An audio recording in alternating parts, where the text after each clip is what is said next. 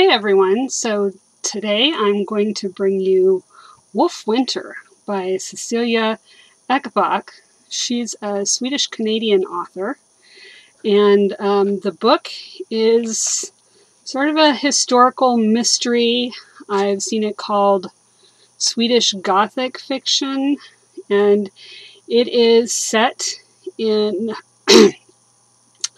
Lapland, the Lapland area of Sweden in the year 1717, which was an interesting year historically for Sweden. They'd been at war for a very long time, and it was the year before their king died, and he died kind of a mysterious death. A little bit of history does come into this book, so knowing that was a little bit helpful.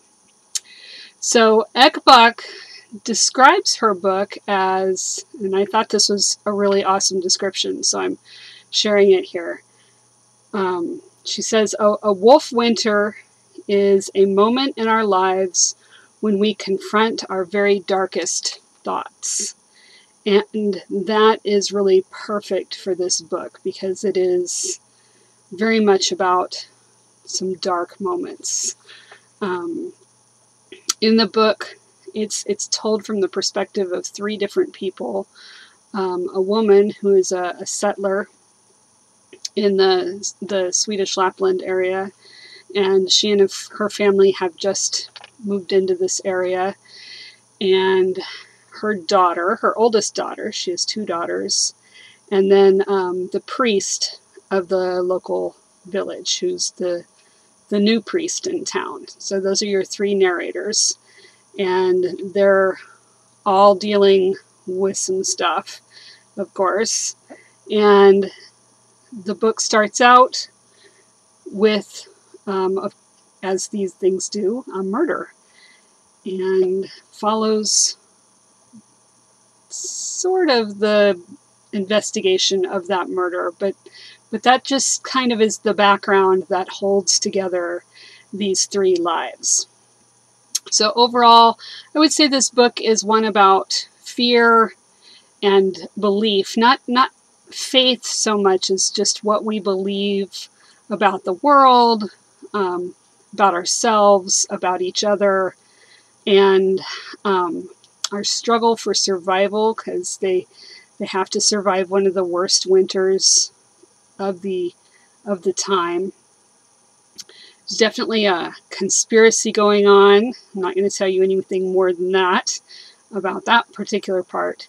And of course, the ghosts of our past. So all of these people bring baggage to this moment, as do all of their neighbors and all of the other characters involved. Everybody's baggage, their pasts, are very much wrapped up in what's going on in this novel. So, in this world-changing time of uncertainties for the country, we have these three characters, these three narrative perspectives to walk through. And it's really told very beautifully. So I'm going to read you a little bit. This is toward the beginning, not the absolute beginning. So this is after having discovered the murder. And it gives you a little bit of a picture of some of the beautiful language in the book. There are so many quotes I could share with you, but I'm just going to give you these couple of pages. So here we go.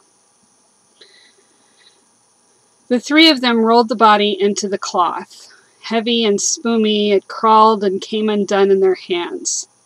Behind her, the boy dry heaved. Meha, focused onto the rim of Gustav's hat, let her hands work without looking. We'll wait for you at Aronen's old homestead, Henrik said, a quick glance at Meha. At your homestead, he corrected himself. He pushed his son to get him moving, and the two of them wired the ropes around their wrists and lifted. They became a flicker between the tree trunks before they vanished. Gustav hunched down. He poked with a twig in the squashed grass. Then he rose and walked over to some mountain carnations at the side of the glade. He moved the tiny purple flowers with their black stems and emerald blades aside to look at the silvery moss beneath. At once their strong perfume was in the air, tangled with the smell of rot. The tracks led them west down Blackason Mountain. At the foot of the mountain was marshland, black water, spongy green tufts. Maya stepped onto it, and the water welled up around her shoe, and she waited. Yes, there it was, through the leather, cool between her toes, filtering up and down, becoming warm. She tried to put her feet in Gustav's footsteps. The ground smacked each time she lifted a foot. This wasn't the kind of land that didn't know how to let go. Walk close to the trees, Gustav said, without turning around.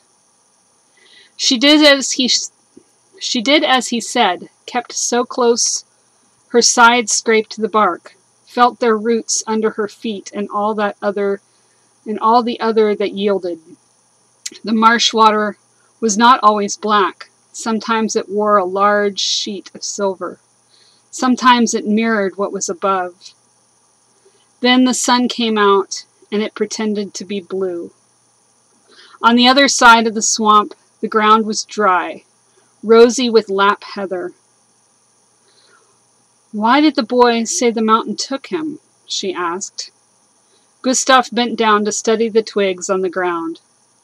The sun edged over the sky, the heat changed, and the air became tight.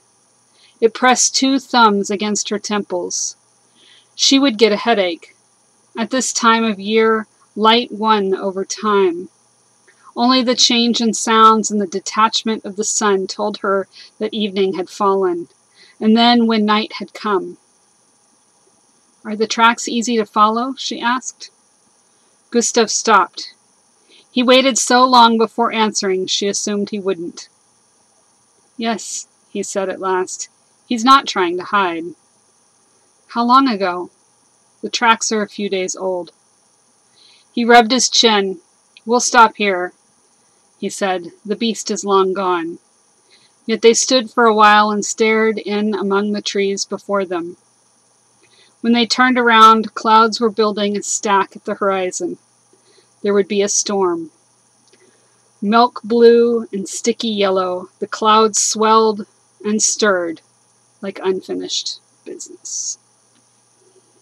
Okay, so there you go. And I chose that passage because I felt like it had a whole lot of foreshadowing, and if you feel that, you can feel that pull you in, and you're just gonna love this book like I did. So there you go, Wolf Winter.